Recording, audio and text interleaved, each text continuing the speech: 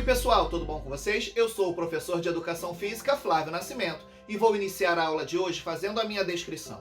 Eu sou homem, alto, pardo, estou careca e estou vestindo uma camisa branca. Na aula de hoje nós vamos conversar sobre o racismo e aprender o que é letramento racial. No Brasil, a questão racial ainda é muito complexa e ela se reflete nos mais de 300 anos de escravidão. A luta contra o racismo é diária e deve se fazer presente nos mínimos detalhes, começando pela infância. Vamos assistir agora a um trecho de um vídeo produzido pelo canal TV Plenarinho, que fala sobre o racismo. Ele faz parte da estrutura da nossa sociedade, mas por muito tempo foi um assunto evitado pela maioria das pessoas. E ainda tem quem defenda que ele nem existe. Estamos falando do racismo, problema que entrou definitivamente entre os temas mais discutidos no país devido à luta de muita gente. Em primeiro lugar, falar de racismo pode ser incômodo. Para pessoas pretas, o papo pode reavivar dores ou provocar uma espécie de cansaço por ter que repetir o que deveria ser óbvio. E para pessoas brancas, admitir o próprio racismo pode ser difícil, despertar culpa, vergonha, medo de agredir ou de falar alguma besteira. Quer dizer, então, que é melhor não tocar no assunto e esperar que o problema desapareça se ninguém ficar falando sobre ele? Não, de jeito nenhum. Na verdade, é o contrário. É preciso falar mais e mais e mais, e quanto mais cedo isso acontecer, melhor. A gente sabe que desde que nascem, as crianças absorvem tudo o que está ao seu redor. A primeira coisa que precisamos assumir é que o racismo faz parte do nosso dia a dia, está na nossa casa, na nossa escola, na nossa comunidade, nas nossas relações. Reconhecer o racismo é o primeiro passo para combatê-lo. Estimule a meninada a refletir sobre atitudes que acontecem o tempo todo. Comentários maldosos, piadinhas, deixar alguém de fora das brincadeiras ou inventar apelidos por causa da cor de pele ou do tipo de cabelo. Tudo isso não tem graça nenhuma e provoca muito sofrimento, cicatrizes que serão levadas pelo resto da vida. Reforce que não basta não ter esse tipo de comportamento. É importante se posicionar contra atitudes racistas, apoiar a luta contra a violência racial, denunciar o preconceito. É o que chamamos de antirracismo. Outro ponto fundamental é incentivar as crianças e jovens a escutar o que as pessoas pretas têm a dizer. Mesmo que alguém ache que não foi racista em determinada situação, precisa ouvir verdadeiramente quem se sentiu ofendido. Não ter a intenção de agredir não significa que está tudo bem. E é preciso ir bem além nesse processo de escuta. O que a negritude tem a falar e a ensinar vai muito além do racismo, viu? E você, já ouviu falar sobre letramento racial? É com você, professora Luísa. Letramento racial é um conceito que convoca a reflexão. É um conceito que aborda de que forma as relações no nosso país se dão.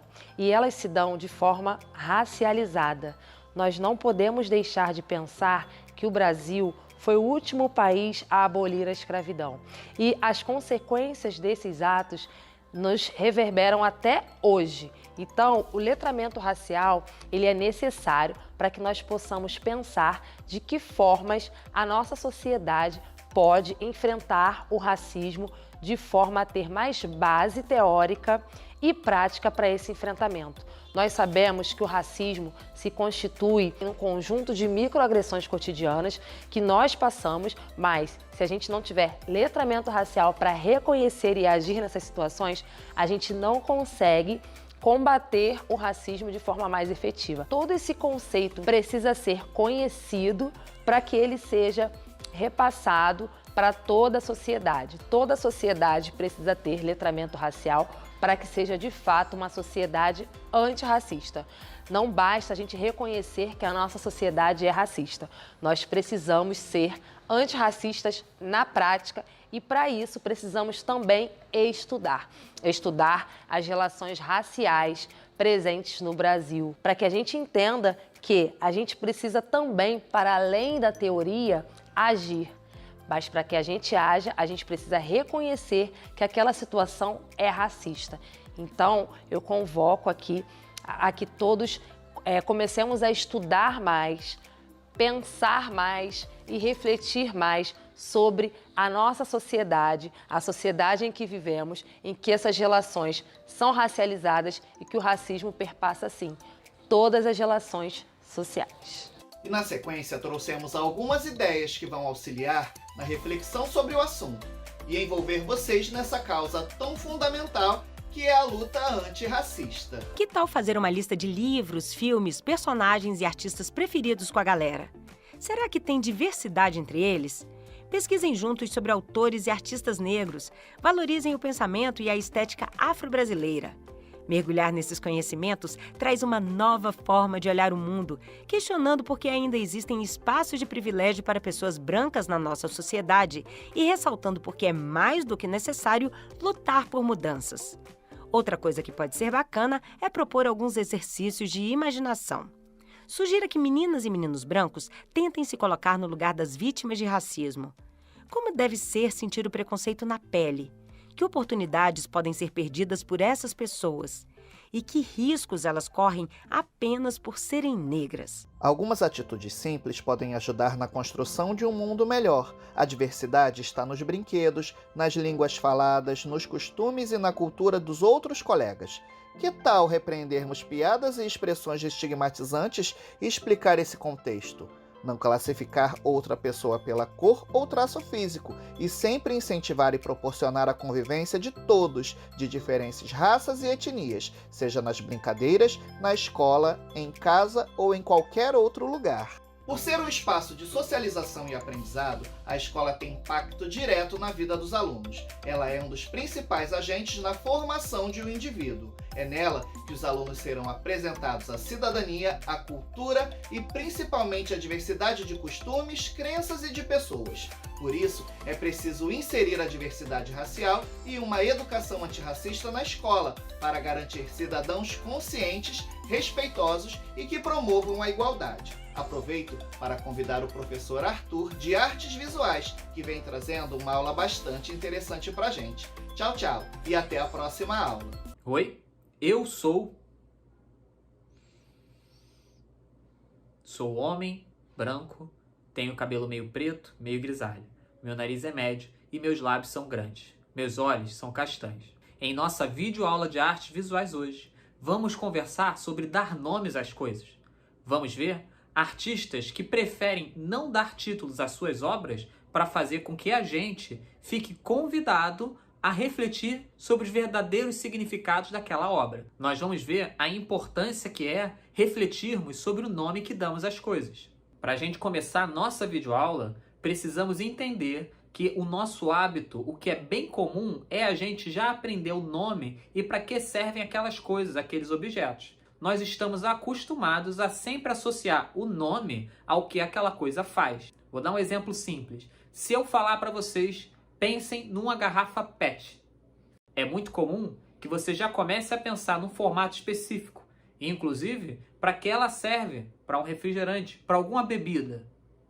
Mas será que ela só serve para isso mesmo?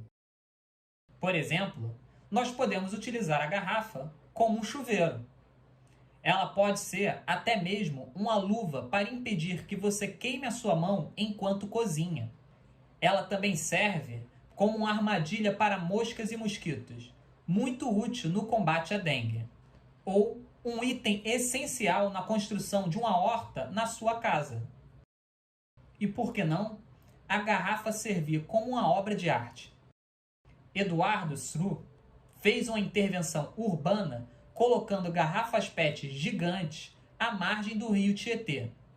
Ele queria chamar a atenção para a importância do próprio rio e em como a população não cuida dele. Inclusive, à noite, elas eram iluminadas para não nos deixar esquecer que mesmo que não estivéssemos vendo, a poluição ainda estava lá. O que essas pessoas fizeram foi expandir o seu pensamento sobre aquele objeto. Em nosso caso, foi a garrafa PET. Elas olharam para aquela garrafa muito além do hábito que nós temos. Ou seja, não se detiveram apenas no nome dela. Não é uma tarefa fácil a gente libertar o nome que aprendemos à associação do uso que fazemos daquele objeto e refletir sobre como o nome que damos às coisas nos influenciam. A gente pode dizer que dar nome nada mais é do que denominar ou dominar aquilo. E podemos ter alguns problemas quando não refletimos sobre alguns nomes que damos. Quem foi que chamou esse lápis de lápis cor de pele? Pele de quem? A minha que não é. Será que essa pessoa que chamou lápis cor de pele não estava, na verdade, sendo preconceituosa com outras cores de pele? É preciso falar com vocês que ainda temos muitas dessas associações de nomes errados com coisas e objetos que nós falamos por aí. Alguns termos que devemos evitar falar. Por exemplo, judiaria, do verbo judiar. Significa maltratar como os judeus foram maltratados. É usado como sinônimo de fazer sofrer, atormentar, maltratar, ou ainda com tom de pena. A palavra possui uma carga de preconceito muito grande. Substitua por sofrimento ou maus tratos. Outra palavra que devemos evitar é criado mudo. Você sabia que o nome dado a esse móvel faz referência aos criados, geralmente pessoas escravizadas, que deviam segurar objetos para os seus senhores e não podiam falar? Daí, eles eram considerados criados mudos. Quando formos nos referir a esse móvel, vamos falar mesa de cabeceira ou cômoda. Outra palavra é doméstica. Doméstica era um termo associado às mulheres negras escravizadas que trabalhavam dentro das casas de famílias brancas. Elas eram consideradas pessoas domesticadas. Quando nos referirmos a essa profissão, falemos empregada ou funcionária. Outro erro comum é falar escravo. Esse termo trata dos africanos como passivos e desprovidos de individualidade e subjetividade, como se fosse um monte de gente que não tinha nome, que não tinha costumes e culturas diversificadas. Os africanos que vieram para cá à força, eles eram pessoas, reis, rainhas, camponeses, homens, mulheres e crianças escravizadas. Vieram contra a sua vontade. Daí, quando falarmos da época da escravidão e formos nos referir aos homens e mulheres negras, falemos pessoas escravizadas. Vocês ouviram agora há pouco que eu falei na minha autodescrição que eu sou homem branco. Esse branco não se refere diretamente à cor pigmento branca. Quando eu falo homem branco, eu estou me descrevendo com relação direta sobre a minha ancestralidade. Assim, como outras pessoas podem se declarar como sendo pretas, elas não estão falando sobre a cor pigmento preto. Elas falam sobre a sua ancestralidade, cultura e costumes que fazem parte da sua história e a história da sua família. A gente aprender sobre a nossa ancestralidade e sobre a cor da nossa pele é fundamental para termos respeito, empatia e pluralidade de ideias. Ou seja, não ter um único discurso, uma única opinião ou, como se diz, um discurso hegemônico. Durante muito tempo, muitos estúdios de lápis de cor e tinta chamavam cor de pele apenas essa cor aqui. Não existiam outras alternativas de cores de pele. Isso é uma maneira de falar nas entrelinhas que as outras peles, que não são parecidas com essa daqui, simplesmente não são pele. Daí, se você quisesse representar alguém que não tivesse essa específica cor de pele, se você quisesse representar alguém que não tivesse ancestralidade branca, europeia, a história e tradições diferentes dessa, você não conseguiria, a não ser que você soubesse misturar tintas e criar sua própria cor de pele. Utilizando as cores primárias, amarelo, vermelho e azul, e os dois valores branco e preto, faça a mistura de cores até encontrar vários tons de pele. Primeiro, iremos misturar o vermelho com o amarelo. Fique atento às porções. Misturar duas cores é diferente de comprar uma tinta pronta. Então, eu estou fazendo o meu próprio laranja. Eu tenho controle total sobre ele e a certeza de que se eu comprar o laranja na loja, ele não estará misturado com o branco. Depois disso, iremos acrescentar só um pouquinho de azul. Iremos misturando e acrescentando para formar o marrom. Pronto, aí temos a nossa cor base, marrom. A partir dessa cor, iremos aos poucos desdobrar com mistura para tons mais claros e tons mais escuros. Nesse caso, comecei pelos tons mais claros. Usarei um pouco de amarelo Estou usando amarelo para clarear. Também usarei um pouquinho, bem pouquinho de branco, para desaturar a minha cor. Irei experimentando e acrescentando pouco a pouco vermelho, amarelo e azul, até chegar no ponto. Para escurecer, faremos o mesmo processo, mas, ao invés de usarmos o amarelo, usaremos o azul para escurecer. Um pouquinho de preto também. Pronto, agora nós temos uma escala de diversos tons de pele e podemos pintar quantas pessoas diferentes uma das outras nós quisermos. Espero que vocês tenham gostado da nossa videoaula de artes visuais hoje. Quer saber mais sobre mistura de tintas, a ancestralidade e a cultura de diferentes tons de pele?